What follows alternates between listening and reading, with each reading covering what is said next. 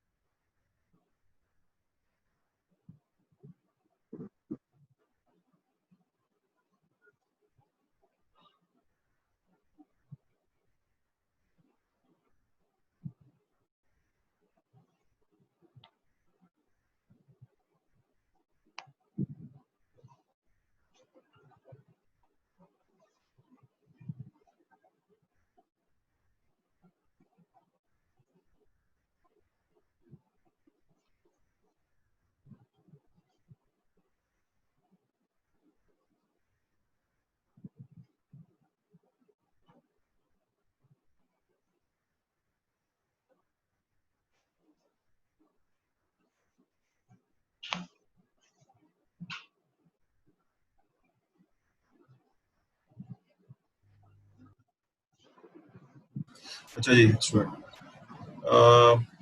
तो ये कुछ अभी हमें नहीं पता कि इसको क्यों इस्तेमाल करेंगे, लेकिन ये कुछ हमारे पास डेटा स्ट्रक्चर है जो कि हमें इस्तेमाल करने हैं। जैसे मिसाल के तौर पे एरे है, लिंक लिस्ट है, स्टैक है, क्यू है, और कुछ नॉन लीनियर भी हैं जिसमें हम कहते हैं कि ट्री है, ग्राफ है। इसमें एक डेटा स्ट्रक्चर मिसिंग है, वो हम कहेंगे हैश टेबल है। तो इसके अलावा और भी बहुत सारे डेटा स्ट्रक्चर एग्जिस्ट करते हैं, लेकिन ये जो हमारे पास 4 और 2 यहाँ पे 6 और एक हैश टेबल 7, ये 7 डेटा स्ट्रक्चर है। अगर हमें टाइम मिला, समर है, हमें नहीं पता कि कितना टाइम मिलेगा, तो हमें कोशिश होगी कि हम इन 7 डेटा स्ट्रक्चर को पढ़ सकें और इन 7 डेटा स्ट्रक्चर को बेसिकली समझ सकें।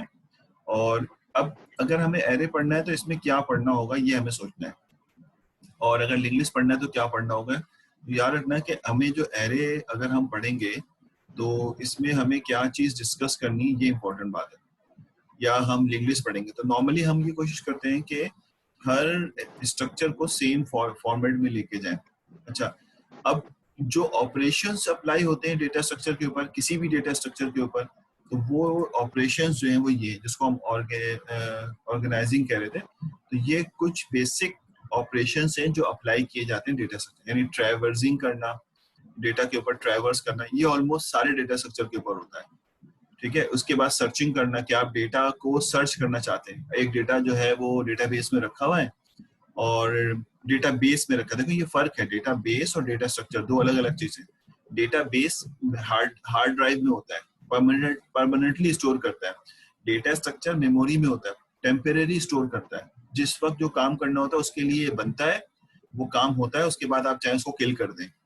तो ये दो फर्क वाजे हैं। तो मैं जो डेटाबेस कह रहा होता हूँ तो उसका मतलब है कि आप बेसिकली अपनी हार्ड डिस्क से डेटा को पिक कर रहे हैं।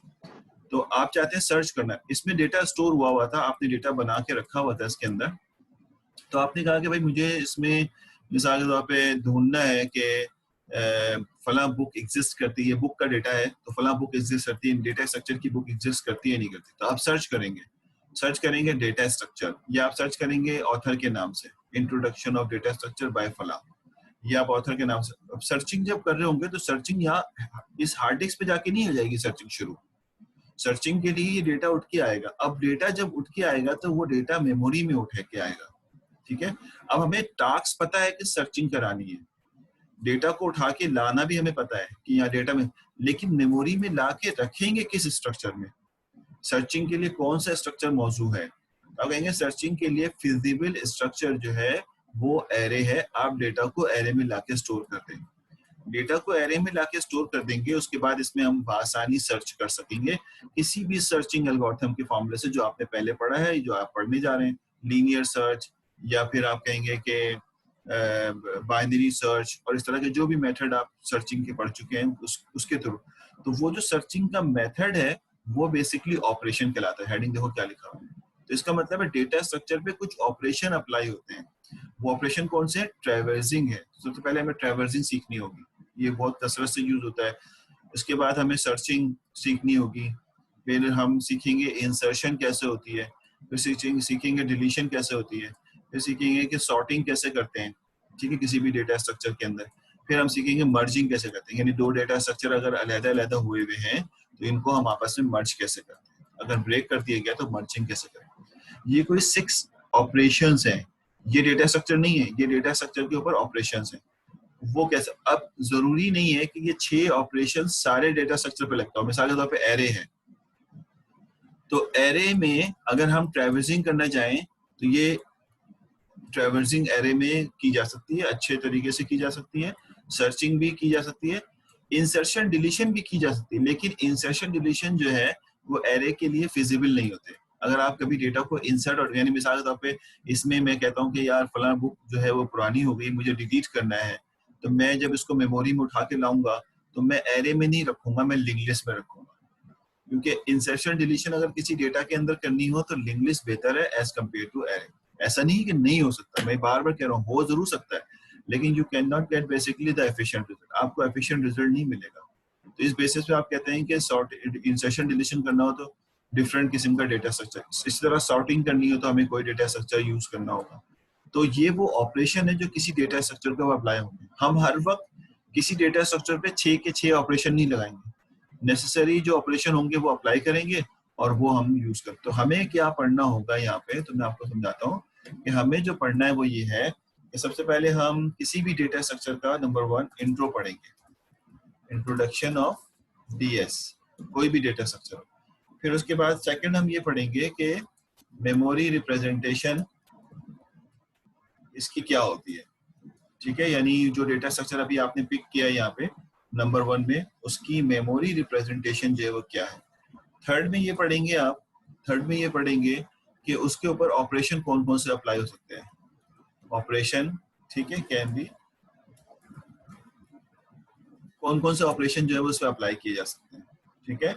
और चौथे स्टेप में ये पढ़ेंगे कि जो ऑपरेशन आप अप्लाई कर रहे हैं उसकी टाइम कॉम्प्लेक्सिटी जो है वो कितनी है।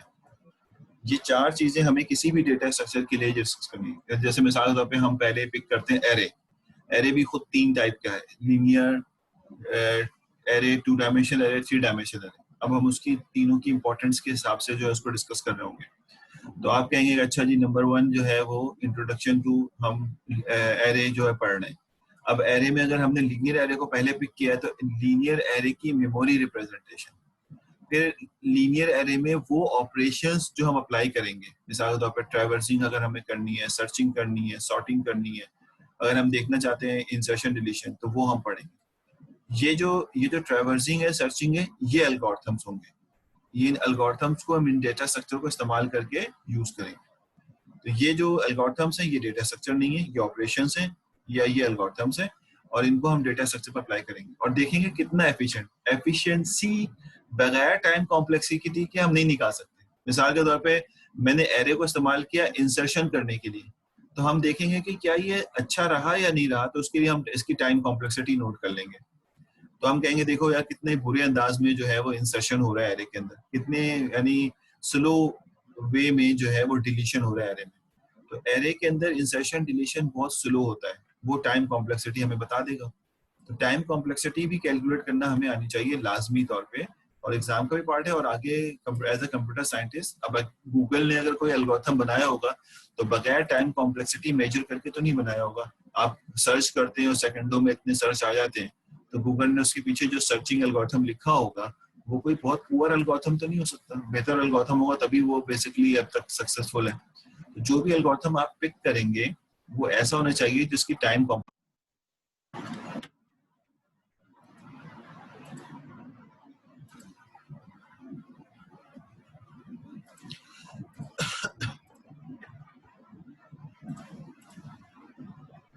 अच्छा भाई, ये तो जो डिस्कनेक्शन कनेक्शन तो चलता रहता है, इसको तो डिबेट करनी भी नहीं चाहिए, क्योंकि पता नहीं एक सेमेस्टर गुजार लिया आपने, किसी का नेटवर्क अगर वीक हो तो वो डिस्कनेक्ट हो जाता है या लोड ज्यादा हो जाए उसमें। अच्छा, यहाँ तक तो बात मेरे ख्याल में समझ आ गई होगी तुम्हें कि डेटा स्ट्रक्चर बेसिकली 2 चीजों का कॉम्बिनेशन है, तो कहें तो 3 चीजों का कॉम्बिनेशन है। एक तो ये कि डेटा स्ट्रक्चर जिसमें डेटा स्टोर करना है, दूसरा वो ऑपरेशन जो उसके ऊपर अप्लाई करना है, और फिर वो ऑपरेशन इस तरह से कि एफिशिएंटली रिजल्ट दे। तो इन तीनों को मिला के बेसिकली एक डेटा स्ट्रक्चर की डेफिनेशन कंप्लीट लेकिन अगर बहुत ही लेमैन आदमी को समझाना है तो हम कह सकते हैं कि the way of to storing the data is called data structure. तो वो कहेगा भाई ये तो बेसिकली डेटाबेस में भी होता है कि we are basically going to store the data in database, but the difference is database and data structure is we are permanently store in database. Database के अंदर परमानेंटली स्टोर होता है।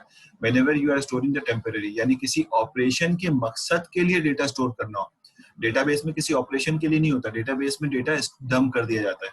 लेकिन उस डेटाबेस के अंदर अगर आप कोई ऑपरेशन लगाना चाहते हैं, मिसाल के तौर पे हाँ मैं लेता हूँ सवाल, अब्दुल रहमान सवाल लेता हूँ, उस डेटाबेस के अंदर कोई ऑपरेशन लगाना चाहते हैं, यानी डेटाबेस है उस डेटा के अंदर आप कहते हैं एक नया डेटा इंसर्ट करना है, तो you can not insert the data directly in database, you have to basically fetch data from database to memory, memory में लेके आएंगे तो data structure, then you will insert the data, then you will save data again, दोबारा से data store कर save करोगे तो वो स्टोर हो जाएगा। जब कोई ऑपरेशन अप्लाई करना हो किसी डेटा के ऊपर, तो it means you should have basically some data structure. Database में डायरेक्टली ऑपरेशन अप्लाई नहीं होता, डेटाबेस से डेटा उठ के डेटा स्ट्रक्चर में आता है टेम्परेरी, उसमें जो ऑपरेशन अप्लाई होता है उस ऑपरेशन के बेसिस के ऊपर फिर डेटा को दोबारा से डेटाबेस में स्टोर कर दिया जाता है। तो data structure is very important whenever you are going to call any kind of the queries, any kind of the operation.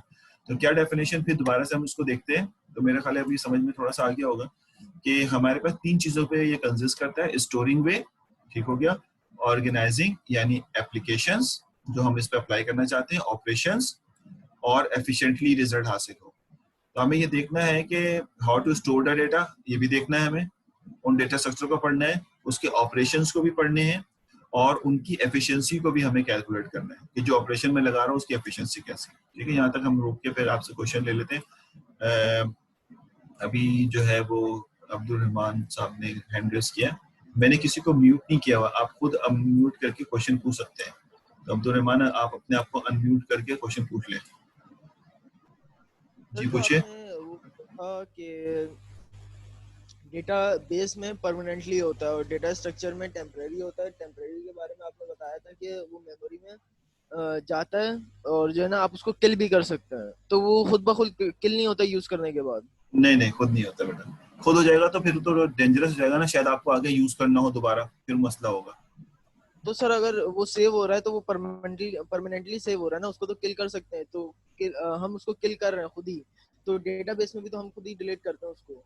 तो डेटाबेस में जब आप डिलीट के लिए जब क्यूरी चलाते हैं ना, यही तो बात है कि ये हमें नजर नहीं आता, लेकिन ये डेटाबेस जैसे मिसाल के तौर पे ये हो गया, ये डेटाबेस है, किसी भी ओरेकल है, एक्सेस है, व्हाटएवर डेटा, इसमें डेटा परमानेंटली स्टोर है, समझ रहे हो।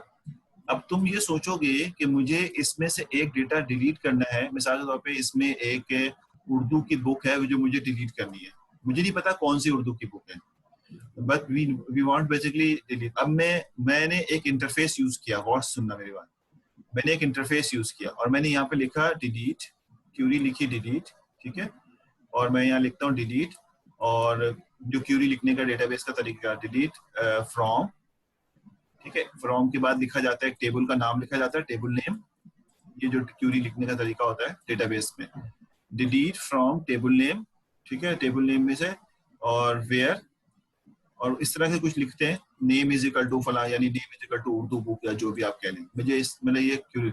अब जब ये डिलीट करने की बात की जाएगी, ये वाली क्यूरी चलाई जाएगी, तो इसके पीछे क्या काम होगा, ये इंपॉर्टेंट बात है। अगर ये ओरेकल पे आप लिख रहे हैं तो ओरेकल क्या करेगा कि ये परमानेंट डेटा क्या करेगा कि इस टेबल के डेटा को पार्शियली जो है वो एक मेमोरी में लाके स्टोर करेगा, जो हमें नजर ही नहीं आ रहा, ये हमें नजर नहीं आता कि डेटा यहाँ से उठेगा और इस क्यूरी की वजह से डेटा पहले यहाँ पे आके स्टोर होगा, डायरेक्ट जाके इसमें नहीं किल करना, यानी इसमें डिलीट करना शुरू नहीं कर देगा, डेटा पहले यहाँ पे आके जो है वो स्टोर, सॉरी, डेटा पहले यहाँ पे आके स्टोर होगा। अब वो कौन सा डेटा स्ट्रक्चर होगा, वो बेसिकली डेटा स्ट्रक्चर हो सकता है एरे हो या कोई और चीज हो, ये इस तरह से होगा।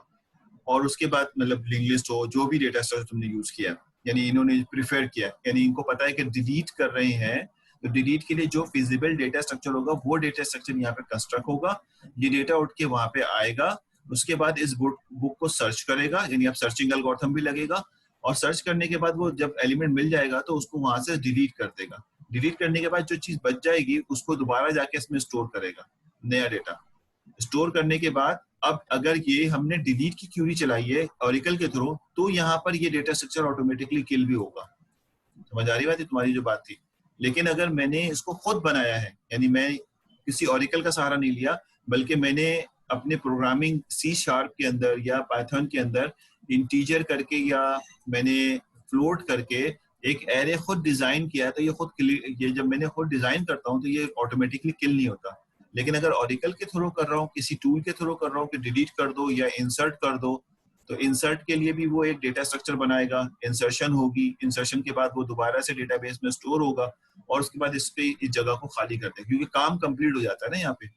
लेकिन जब आप किसी प्रोग्रामिंग लैंग्वेज के अंदर लिख रहे होते हैं तो वहां पर आपको नहीं पता होता है कि उसको नहीं पता होता है काम कब खत्म हुआ है। तो अगर जब काम खत्म हो जाए तो फिर आप उसके बाद लिख सकते हैं कि रिमूव फ्रॉम मेमोरी और फला फला। तो ये दो बेसिकली ऑप्शन एग्जिस्ट करते हैं कि अगर आप किसी टूल को यूज करें तो वो तो डेफिनेटली उसकी जिम्मेदारी है कि उसने जनरेट किया है तो वो डिलीट भी करेगा। इतना एफिशिएंट, इतना मतलब क्या कहते हैं उसको, अच्छा जो है ये टूल बना हुआ होता है। ऐसा नहीं कि वो मेमोरी में एक लंबी जगह लेके उसको छोड़ भी दे, नहीं, काम कंप्लीट करेगा डिलीट का और उसके बाद फिर उसको खत्म। लेकिन अगर आप खुद कोड लिख रहे हैं सारी चीजों का, कि आपसे कहा जाता है कि आप डिलीशन का कोड खुद लिखें, तो फिर तो आप एक नया एरे बनाएंगे या लिंक्ड लिस्ट बनाएंगे, तो फिर उसके काम खत्म होने पे आप फिर उसको वहां से रिमूव भी करने की जिम्मेदारी आपकी अपनी होगी। वो खुद रिमूव नहीं होता वहां से जब भी हम करेंगे ये बात।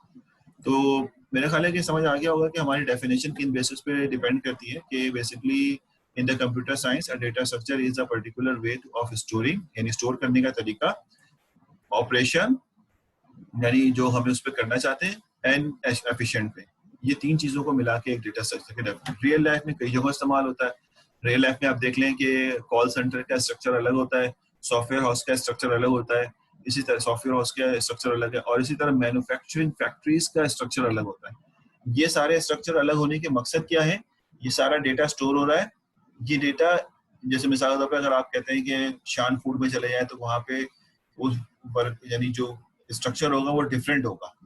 वहाँ का स्ट्रक्चर डिफरेंट क्यों है? क्योंकि ऑपरेशन डिफरेंट चाहते हैं, कि जो ऑपरेशन चाहते हैं उस तरह का स्ट्रक्चर बनाया है ताकि एफिशिएंटली आउटपुट मिले। बात समझ आ रही है? इसी तरह से सॉफ्टवेयर हाउस में आप इस तरह का स्ट्रक्चर बनाते हैं कि वहाँ लोग बैठ के काम कर सकें ताकि आप बेहतर तरीके से एफिशिएंटली। और ये चीज अगर हम अपनी कंप्यूटर साइंस में आ जाए तो वहाँ पे भी ऐसी है कि प्रोग्रामिंग में आप कभी एरे यूज कर रहे होते हैं तो कभी आप जो है वो लिंक्ड लिस्ट यूज कर रहे होते हैं। इस तरह की चीजें जो है वो आप इस्तेमाल करते हैं। तो ये हमें आना चाहिए कि किस वक्त कौन सा ऑपरेशन इस्तेमाल होगा, तो हम इसमें अच्छे और बुरे दोनों को टेस्ट कराए करेंगे ताकि हमें ये पता चले कि ये वाला ऑपरेशन अच्छा है और ये वाला ऑपरेशन जो है वो इसके लिए अच्छा नहीं है इस डेटा स्ट्रक्चर में, ताकि आगे हमें जो है। तो टोटली मैंने 4 स्टेप्स बताए। अब जाहिर है एक बड़ा मुश्किल तरीन काम है कि मैं अगर एरे को यूज करूं और एरे को पहले मैं समझाऊं कि उसका बेसिकली मेमोरी रिप्रेजेंटेशन कैसी है। बेशक हमें ये आता है, मुझे नहीं पता सी शार्प में कैसे करते हैं, हम तो अपनी सी में करते रहे। तो सी में एरे की इनिशियलाइजेशन यूं होती है, सी शार्प में भी ऑलमोस्ट ऐसे ही होती है, थोड़ा सा फर्क आता है कि इंटीजर, फिर स्पेस देते हैं, एरे का नाम, और फिर उसके बाद उसका साइज बता देते हैं कि कितने साइज का एरे बनाना है। अगर हम simple C plus plus use करें, टर्बो सी जिसे कहते थे हम लोग, तो वहां पे एरे कुछ इस तरह से इनिशियलाइज होता है। ठीक है, यानी ये एक ब्लैंक एरे मेमोरी में इनिशियलाइज होता है। नॉर्मल सी शार्प में भी इसी तरह से कुछ थोड़ा बहुत चेंजेस के साथ आप यूज कर रहे होते हैं। जब ये लिखते हैं तो इसके अगेंस्ट में कंपाइलर, इसका कंपाइलर मेमोरी में एरे को इनिशियलाइज कर देता है। इंटरेस्टिंग बात क्या होगी वो हमें बेसिकली यहाँ देखनी है कि मेमोरी में यहाँ पे वो इसको यहाँ पे इनिशियलाइज कर देता है 10 साइज का एरे। अब हमें तो ये मालूम है, हालांकि यहाँ पे मैं सिर्फ लिख रहा हूँ, हमें तो मालूम है कि इसका इंडेक्स ये वाला 1 है, इसका इंडेक्स ये वाला 2 है, इसका इंडेक्स ये वाला 3 है। अब ये मेमोरी और ये वाला इंडेक्स इसका डेफिनेटली 10 होगा। ठीक है, लेकिन ये इंडेक्स मेरे और आपके समझने के लिए होगा। एक्चुअल में ये वाला जो हमारे पास ये वाली जो सेल है मेमोरी एरे का, ये वाला एरे का जो सेल है, ये एक्चुअल में मेमोरी के किसी लोकेशन पे होगा, यानी जहां पे उसको जगह मिली हो। लेकिन बाकी सारे सेल कंटीजियस होते हैं। कंटीजियस का मतलब है एक के बाद दूसरा, दूसरे के बाद तीसरा मिले हुए होंगे। अलग अलग जगह पे ये सेल जाके नहीं बनते। ये बेसिकली अगर आपने सिंपल एरे बनाया है, अगर एरे कोई पॉइंटर टाइप बनाया हो, पॉइंटर पता नहीं आपने पढ़ा ही नहीं पढ़ा, तो फिर ये कंटीजियस नहीं होते, फिर अलग अलग जगह जा सकते हैं। इस वक्त ये बेसिकली कंटीजियस है, पहला सेल उसके बाद दूसरा सेल इसके साथ ही लगा हुआ होगा। अगर इसको मिसाल के तौर पे हेक्साडेसिमल में मिसाल दे रहा हूँ मैं, 000 मिसाल दे रहा हूँ, 00010 की जगह मिली है इसको हेक्साडेसिमल के अंदर, और ये इस वक्त 2 बाइट का है, एक सेल अगर 2 बाइट में जगह ले रहा है तो अगली जगह जो शुरू होगी मेमोरी में तो जाहिर है 0010 के बाद 0011 होगा, ठीक है। ये मैं भी अभी सही तरीके से भी लिखूंगा इसको, 0011 भी होगा, लेकिन क्योंकि ये 2 बाइट की जगह ले रहा है तो इसके अगले दूसरे बाइट में ये 0012 होगा, यानी अगला सेल जो है वो 12 से शुरू होगा, और उसका अगला सेल जो है बीच में एक सेल एक एड्रेस और होगा, मैं लिख नहीं रहा, वो 00 बेसिकली 14 होगा। अगर 2-2 बाइट के सेल बने हैं तो, अगर ये 4-4 बाइट के सेल बने होंगे तो अगर पहला बेस उसको 10 पे मिलेगा तो अगला 14 पे मिलेगा, उसका अगला 18 पे मिलेगा, उसका अगला 22 पे मिलेगा। ये डिपेंड करता है कि आपने जो इंटीजर बनाया है और जिस प्रोग्रामिंग लैंग्वेज में बनाया है उसका एक सेल कितने बाइट का होता है। जैसे मुझे याद है कि सिंपल टर्बो सी में अगर हम इंटीजर बनाए तो ये 2 बाइट लेता है मेमोरी में एक सेल, और अगर सी शार्प पे बनाए तो गालबन 4 बाइट लेता है इंटीजर एक सेल, ठीक है ना। यानी अगर आप एक सेल यहाँ डिजाइन कर रहे हैं तो ये सेल का साइज जो है वो 4 बाइट का होता है, 4 बाइट इसके अंदर मौजूद होते हैं, यानी 1 बाइट, 2 बाइट, 3 बाइट और 4 बाइट, ये 4 बाइट की जो है जगह इसमें घेरी हुई होती है। और अगर सिंपल टर्बो सी के अंदर बनाए तो ये सेल जो है बेसिकली ये सेल 1 बाइट और 2 बाइट, जो गलत बना दी मैंने, ये 2 बाइट की जगह लेता है। तो ये डिपेंड करता है, इस समय कोई कंसर्न नहीं है, ये तो कंपाइलर को पता होता है, कंपाइलर अपना एक डेटा स्ट्रक्चर बनाता है। मतलब ये थोड़ी सी जाहिर है आप सोचोगे थोड़ी सी आगे की, मतलब हम हार्ड बातें कर रहे हैं, डेफिनेटली आप भी अपर क्लास में आ गए तो आपको ये बातें भी पता होनी चाहिए कि कंपाइलर के पास अपना डेटा स्ट्रक्चर होता है। जब आप ये इनिशियलाइज करते हैं, और सुनना, जब आप ये इनिशियलाइज करते हैं इंटीजर ये, तो कंपाइलर जब इस लाइन को रीड करता है तो वो एक डेटा स्ट्रक्चर बनाता है और ये कहता है कि ए के नाम से एक डेटा स्ट्रक्चर बना है, ठीक है। पहले कहता है इसका नाम जो है वो डेटा स्ट्रक्चर का ए, कंपाइलर कर रहा है। जब ये लाइन रीड होती है तो उसके अगेंस्ट में एक डेटा स्ट्रक्चर बनता है जो हमें नजर भी नहीं आता, उसका नाम ए है, इसका स्कोप जो है वो ये है कि ये इंटीजर है, और इसकी जो साइज है बेसिकली वो 2 बाइट की है। और भी बहुत सारी चीजें होती होंगी, मुझे नहीं पता, अभी याद नहीं है, लेकिन ये कुछ इस तरह के डेटा स्ट्रक्चर बना देता है कि ए नाम का एक डेटा स्ट्रक्चर, और इसकी हाँ इसका बेस एड्रेस मेमोरी में ये है, बेस एड्रेस, बेस एड्रेस मतलब स्टार्टिंग एड्रेस ये है, यानी जब ये एरे बनता है तो उसको मेमोरी में कोई ना कोई जगह मिलेगी स्टार्ट में, तो इसका जो बेस एड्रेस है वो ये है। और इसके अलावा 3-4 चीजें और स्टोर कर लेते हैं। ये चीजें जो स्टोर होती हैं, ये चीजें जो स्टोर होती हैं वो बेसिकली एक डेटा स्ट्रक्चर में स्टोर हो जाए ताकि आगे फ्यूचर में हम काम कर सकें। तो ये इसमें हमारे काम की चीज है कि ये 2 बाइट की जगह लेता है, और आगे काम की चीज ये है कि जिसका बेस एड्रेस ही है। तो ये बेसिकली मैं समझाऊंगा। तो ये बेसिकली यहाँ पे हमारे पास जो है, अब हम अभी हमने इसको सीखा नहीं है, अभी मैं सिर्फ एक रैंडमली आपको समझा रहा हूँ। अभी मैं स्टेप बाय स्टेप उसको जब टॉपिक उठाऊंगा, पिक करूंगा, और उसके बाद फिर यहाँ पे पहुंचूंगा तो आपको ये समझाऊंगा, भी बिल्कुल क्लियरली समझाऊंगा कि एरे में डेटा किस तरह स्टोर होता है, ठीक है। तो ये हमारे कुछ बेसिक्स थी जो डेटा स्ट्रक्चर के बारे में हमें समझना था। तो बिफोर गोइंग टू एरे हम थोड़ा ब्रेक भी लेंगे यहाँ पे, और दूसरी बात ये है कि मैं आपको मार्क्स डिस्ट्रीब्यूशन भी समझा दूं, और जो लोग लेट ज्वाइन किए थे उनको क्लास के लेने का अंदाज भी समझा दूं कि हम किस तरह क्लास लेंगे। आपको इंशाल्लाह कोई दुश्वारी नहीं होगी। ये लेक्चर किसी का खुदा ना खासा किसी वजह से मिस, जानबूझ के नहीं मिस करना, किसी भी इमरजेंसी में या किसी वजह से मिस हो जाए तो मैं इसको यूट्यूब चैनल के ऊपर, अपने जो डेटा स्ट्रक्चर का चैनल होगा यूट्यूब पर, उसमें स्टोर कर दूंगा जाके। वहाँ पे और बहुत सारे चैनल चल रहे हैं मेरे, यानी मेरे से ज़्यादा भी ऑनलाइन क्लासेस को मैं अपलोड कर रहा हूँ, तो आपका डेटा स्ट्रक्चर भी वहाँ अपलोड कर दूंगा मैं, ठीक है, ताकि आपको आसानी हो कि जो बातें यहाँ पे की हैं वो वहाँ पे आप जाकर सुन सकते हैं दोबारा अगर आपको पढ़नी। अच्छा, इसकी जो मार्क्स डिस्ट्रीब्यूशन है और किताबें जो है वो क्या होगी, तो ये मार्क्स डिस्ट्रीब्यूशन है, ये मैंने वही स्लाइड कॉपी कर दी है जो हम अपनी फिजिकल क्लासरूम में करते थे। अब इसमें कोई चेंजेस आएगी तो इंशाल्लाह हम उसको चेंज कर देंगे। देखो यहाँ पे क्या है कि आर्ली लिखा हुआ है, तो अब ये हो जाएगा मिड टर्म। पहले आर्ली होता था जब मैं शुरू में पढ़ा रहा हूँ, ये हो गया मिड टर्म। एक मिड टर्म होगा जो कि बेसिकली एक होगा, और इसकी मार्क्स लिख देता हूँ, ये बेसिकली 20 मार्क्स का मैं लूंगा। क्विजेज होंगे 6 क्विजेज मिनिमम, उसमें से 5 सेलेक्ट होंगे और उसकी वर्थ होगी 10, यानी 10 नंबर का होगा। असाइनमेंट्स होंगे 3 मिनिमम लिए जाएंगे और इसकी वर्थ भी होगी 10, ठीक है। लैब एग्जाम अब अलग हो गया है, लैब एग्जाम के मार्क्स यहाँ पे कंट्रीब्यूट नहीं होते, इसका अलग एग्जाम होगा, अलग मार्क्स होंगे, 100 मार्क्स का अलग है बिल्कुल ये, तो वो बेसिकली अलग डील किया जाएगा। इसी तरह से उसके बाद जो है वो प्रोजेक्ट होगा एक, और इसकी वर्थ होगी 20, ये हम अभी 2 वीक के बाद डिसाइड कर लेंगे, और फाइनल एग्जाम जो है 40 का होगा। इस तरह से आपके 100 मार्क्स पूरे हो जाएंगे, और इसमें से जो 60 वाला होगा वो इंशाल्लाह पास होगा, और जो 87 वाला होगा वो ए ग्रेड होगा। ठीक है, तो ये हमें डिस्ट्रीब्यूशन याद है।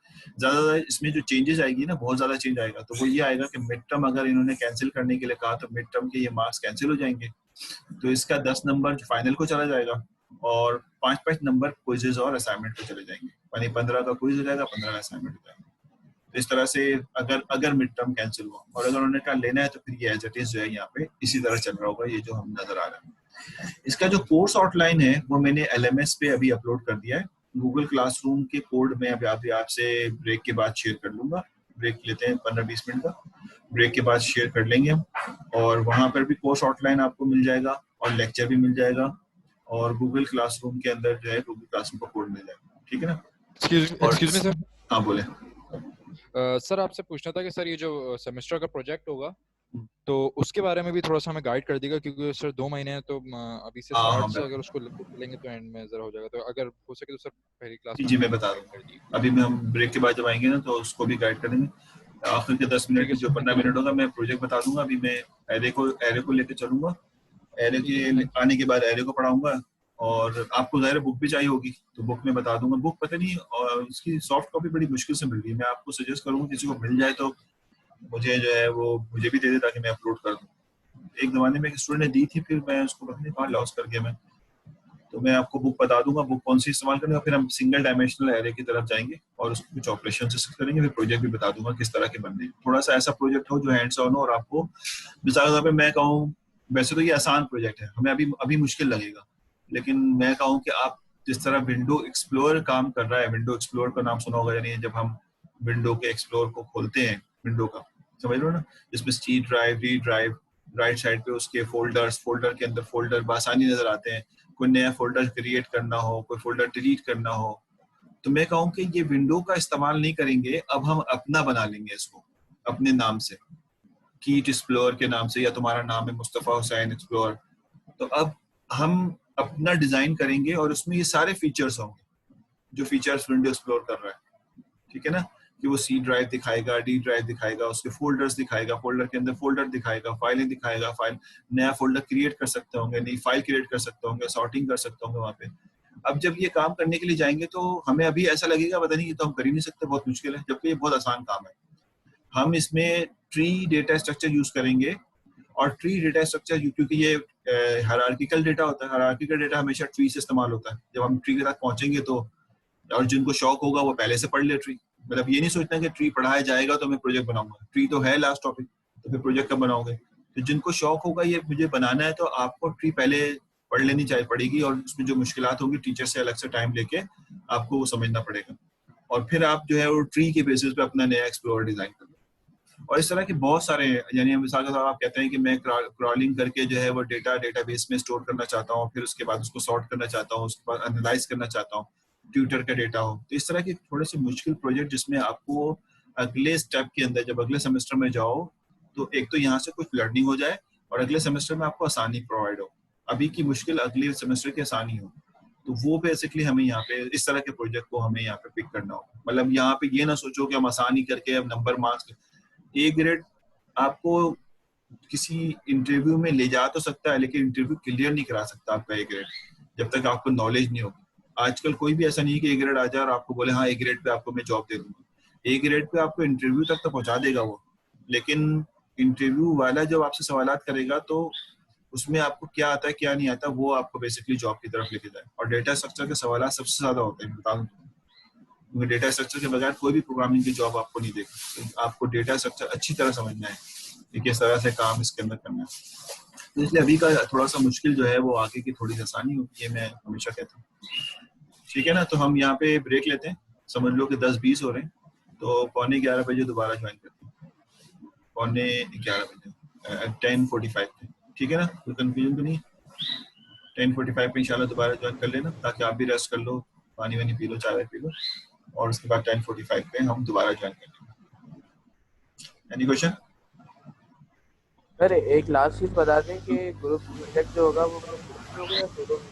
नहीं, प्रोजेक्ट जो है वो ग्रुप में होगा, 3 स्टूडेंट, अगर ये स्टूडेंट की तादाद 15 है मिसाल के तौर पर टोटल, मुझे अभी स्टूडेंट की लिस्ट नहीं मिली है, एलएमएस पे भी नहीं आ रही स्टूडेंट लिस्ट, अगर स्टूडेंट की तादाद 15 ही है तो 3 का सही है, 2 भी बना सकते हो, लेकिन अगर स्टूडेंट ज्यादा है 40-40 है तो फिर तो 3 से कम बनाना ही नहीं। तो मुझे लगता है कि स्टूडेंट 15 ही होंगे, क्योंकि 15 स्टूडेंट मेरे पास आए, तो अगर स्टूडेंट की तादाद 15 है तो फिर इंशाल्लाह हम 3 का ग्रुप बनाएंगे, और अगर आप 2 का बनाना चाहते हैं तो 2 भी बना लेंगे, मिनिमम 1 का नहीं बनाए, और उसके बाद उसको आप आगे लेके चलें। और जो गाइडेंस मुझसे चाहिए होगी मैं आपको दूंगा इंशाल्लाह पाइथन पे, या वैसे आपका टीए भी आपको गाइडेंस कर सकता है, मुझसे जो गाइडेंस चाहिए मुझसे ले लीजिएगा। प्रोजेक्ट की लिस्ट मैं आपको प्रोवाइड करूंगा टेंटेटिव एक, फिर आप भी खुद सोचेंगे, तो फिर उस बेसिस पे आप प्रोजेक्ट को फिर प्रपोजल जमा करा देंगे, प्रपोजल के बाद फिर आप उसको पढ़ना शुरू करेंगे, मेरे से जो गाइडलाइन चाहिए होगी मैं आपको दूंगा, आपको जो आता होगा वो आपने अब तक जो सीखा है वो यूज करेंगे, उसके बाद प्रोजेक्ट को डिजाइन करेंगे। ठीक है, ले लें ब्रेक? ब्रेक ले लें जी स्टूडेंट? ठीक है, 10:45 पे दोबारा ज्वाइन करते हैं, इस एरे को डिस्कस करते हैं। एरे आपको आता है, लेकिन इसमें क्या क्या चीजें हमें पढ़नी होंगी वो इंशाल्लाह आप भी रेस्ट कर लें आधा घंटा 20 मिनट, उसके बाद हम ज्वाइन करें। अस्सलाम वालेकुम।